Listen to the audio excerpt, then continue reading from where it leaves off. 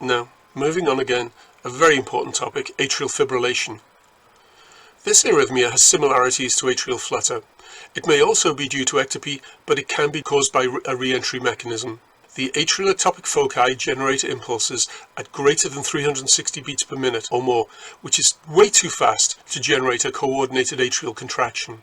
Atrial fibrillation may be associated with small waves, little F waves, the appearance of either coarse or fine undulations in the baseline. However, the baseline may be flat, and the only indications of atrial fibrillation may be the constantly varying R2R interval in the EKG. Once again, the ventricles cannot keep up with this fast rate, and there is an inconsistent degree of block. This manifests as what we call an irregular ventricular response, which may nevertheless be very rapid, and our old foe, the rapid ventricular response, may occur at any time.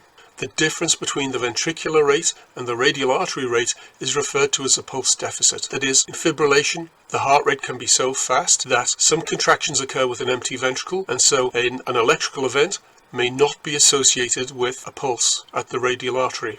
Some of the symptoms of this arrhythmia are related to the loss of atrial augmentation of ventricular preload, and this is referred to as loss of atrial transport or atrial kick, with a reduction in ventricular preload of 15 to 20%, and this may be associated with a similar reduction in stroke volume, cardiac output and blood pressure, especially in elderly patients or those with a very stiff left ventricle.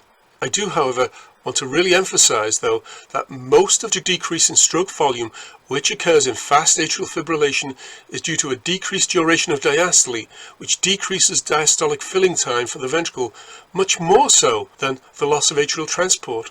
Atrial fibrillation may be caused by ischemic heart disease or heart failure. Any process that damages or distends the atria may cause atrial fibrillation. Other causes are rheumatic heart disease and thyrotoxicosis.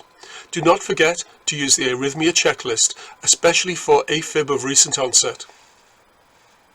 Because the atria do not contract during atrial fibrillation, it is associated with the development of atrial thrombus in the left atrial appendage with consequent thromboembolic complications, and so this condition requires anticoagulant prophylaxis of thromboembolic complications requiring anticoagulation. The treatment is that of the underlying condition. If this has already been addressed, then synchronized cardioversion is an option. Atrial fibrillation does not cardiovert easily, particularly in the presence of mechanical distension of the atria.